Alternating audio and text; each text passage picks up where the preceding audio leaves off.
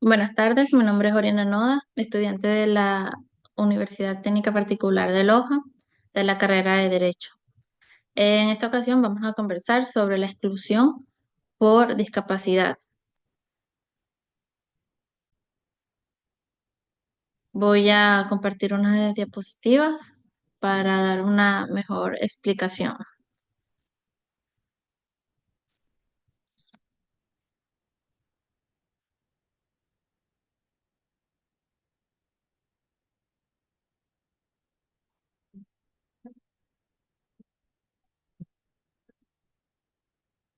La exclusión por discapacidad en el mundo. Aproximadamente 1.000 millones de personas viven con alguna discapacidad alrededor de todo el mundo. En muchas sociedades, las personas con discapacidad a menudo terminaban desconectadas, viviendo aisladas y discriminadas, incluso sin ningún tipo de derecho. La exclusión por la discapacidad alrededor del mundo sigue siendo un problema muy importante hoy en día. A pesar de los avances en derechos, en normativas internacionales, más de 32 millones de niños con discapacidad en edad escolar no asisten a las escuelas. En muchos países la educación inclusiva no está completamente implementada y los estudiantes con discapacidad enfrentan falta de accesibilidad, materiales adecuados y docentes capacitados. Existen estereotipos que afectan a la integración de personas con discapacidad en entornos educativos regulares. En el tema de empleos, la desigualdad de oportunidades, o sea, comparado a las personas que no tienen ninguna discapacidad, el desempleo es súper mayor en el caso de las personas con discapacidad. Normalmente la legislación en muchos países em, obliga a las empresas a contratar un porcentaje de trabajadores con discapacidad, pero el cumplimiento de esto es bajo y no tiene ningún tipo de, de control el Estado sobre estas empresas, a ver si de verdad están cumpliendo con dicha normativa. La discriminación laboral y la falta de accesibilidad en los espacios de trabajo limitan las oportunidades de empleo.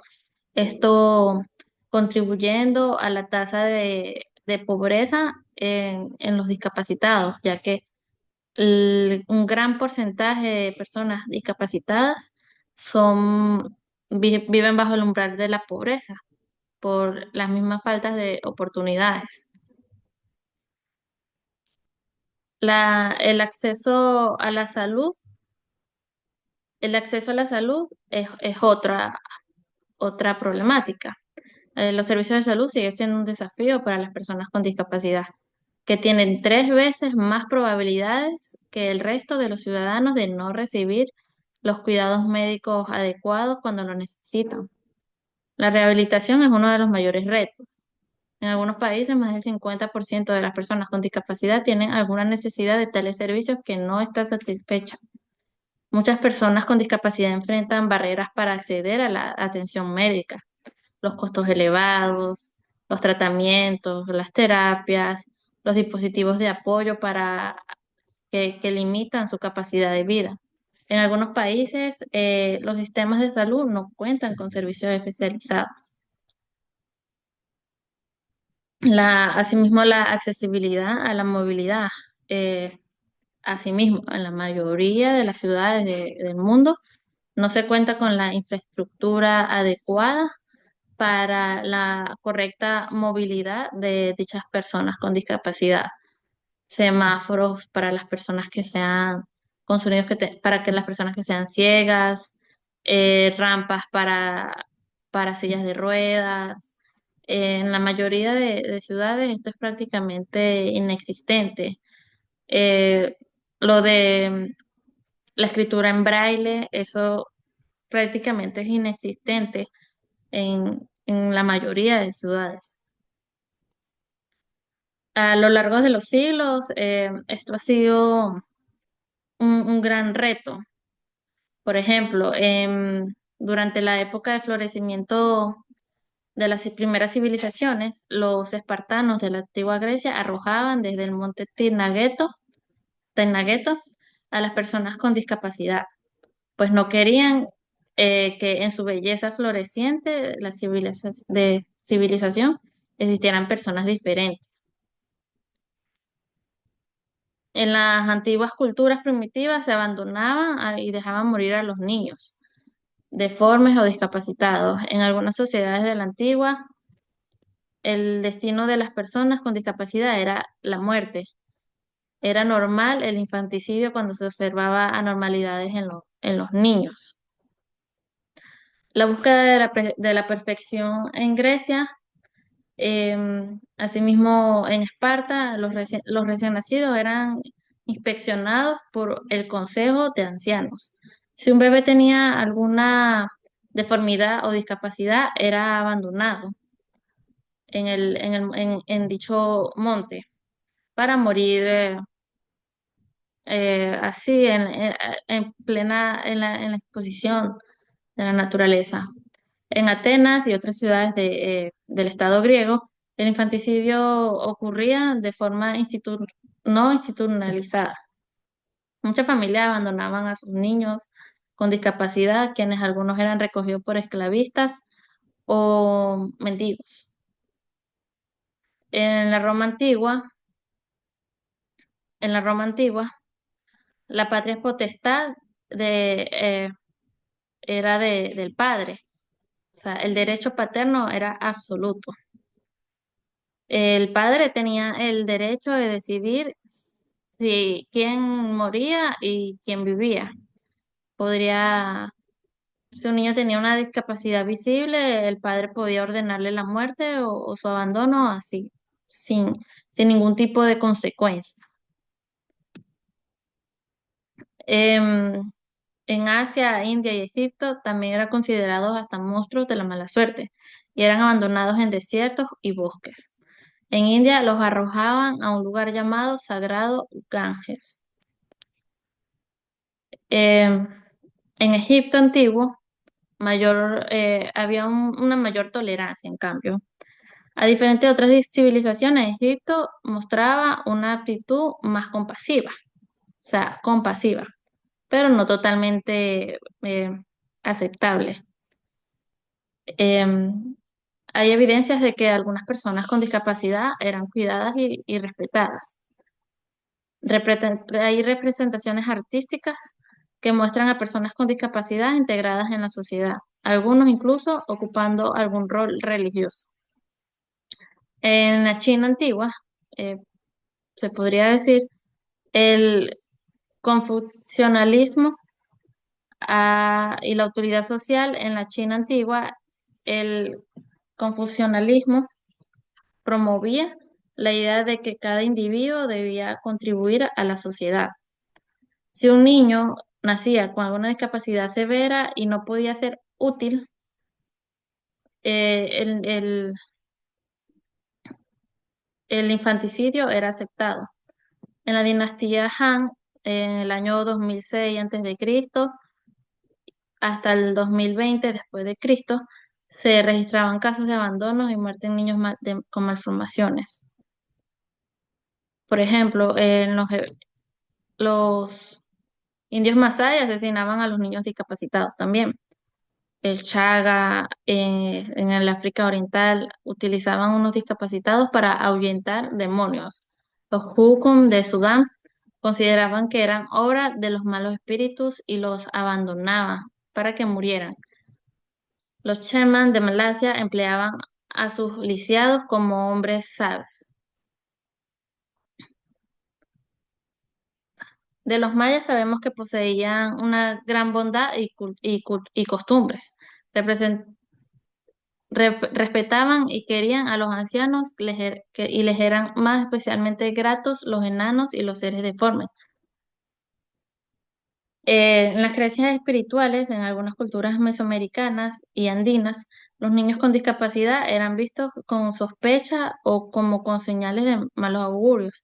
En ciertos casos por ahí, Podían ser sacrificados en rituales religiosos, aunque en otras sociedades eran protegidos como atribuirle un carácter sagrado.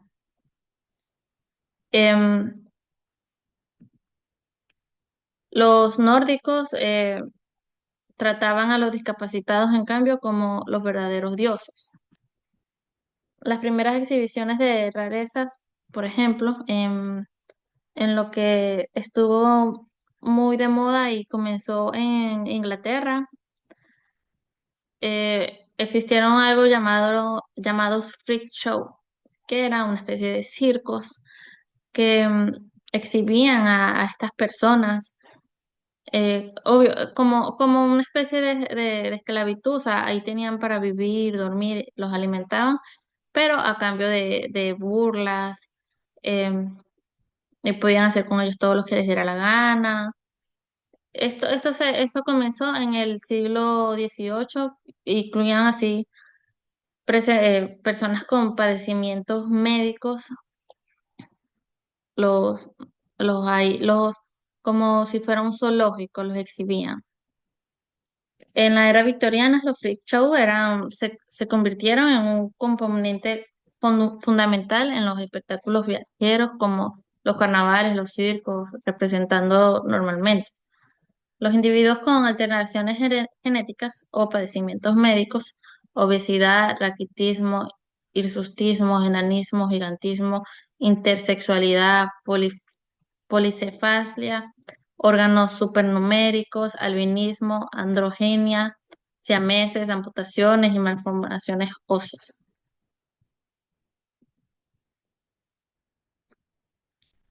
Ellos allí los exhibían. Había en ocasiones de que los encerraban en lugares, en jaulas sumamente estrechas. En México en la actualidad existe algo que se llama la circapacidad.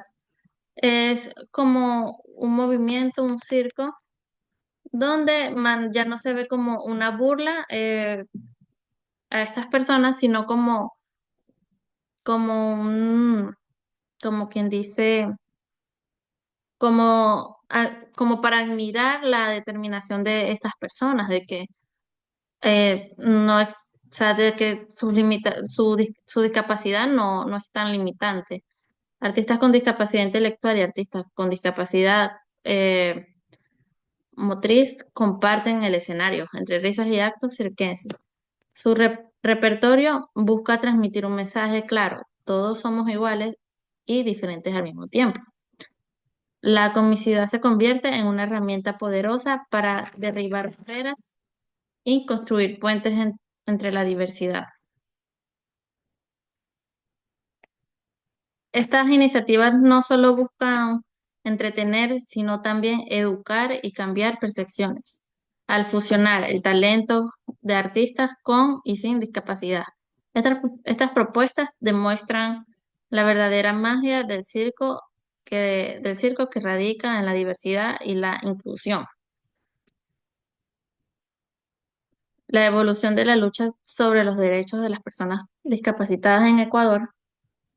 Esta lucha de los derechos de las personas discapacitadas en Ecuador ha evolucionado significativamente a lo largo del tiempo, pasando una visión asistencialista a un enfoque de derechos humanos e inclusión social. En la década de 1970 y 1980, inicios del reconocimiento, en esta etapa, la discapacidad se abordaba desde un enfoque asistencialista, donde las personas con discapacidad eran vistas como sujetos de caridad y no como ciudadanos de derecho. Se crearon algunas instituciones especializadas como la Federación Nacional de Ecuatorianos con Discapacidad Física, con el objetivo de promover la integración social de dichas personas. En el año 2008, en la década de 1990, se dieron los primeros avances legales, donde se promulgó la Ley de Discapacidad en 1992, la primera normativa ecuatoriana que estableció los derechos específicos para las personas con discapacidad. aunque aún no con un enfoque limitado. En 1993 en Ecuador se ratificó la Convención Interamericana para la Eliminación de todas las formas de discriminación contra las personas discapacitadas, con discapacidad.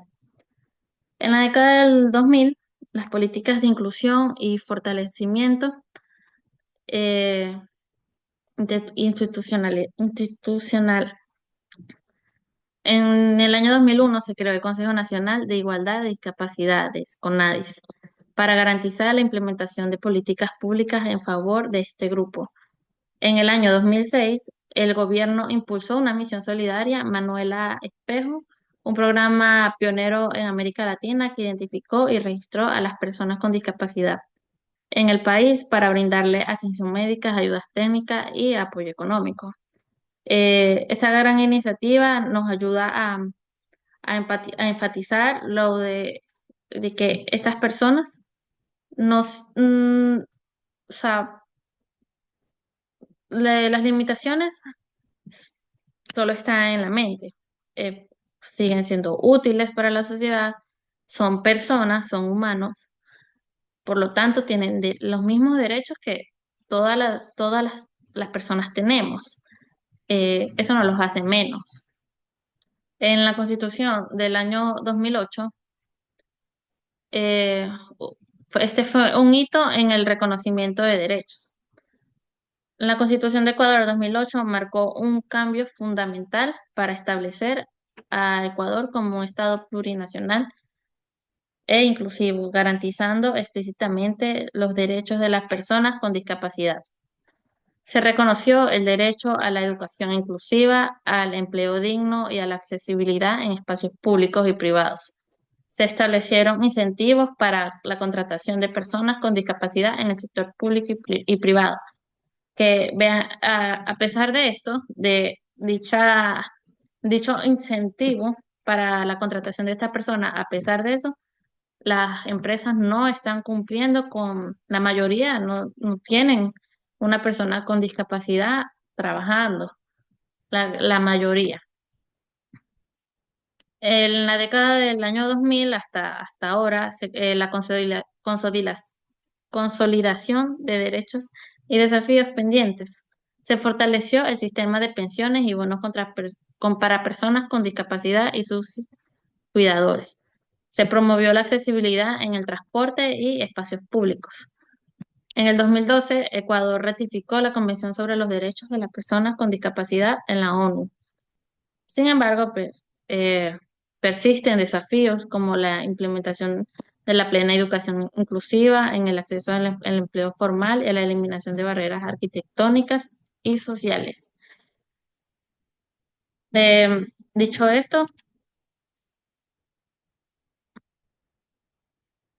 Dicho esto, muchas gracias por su atención.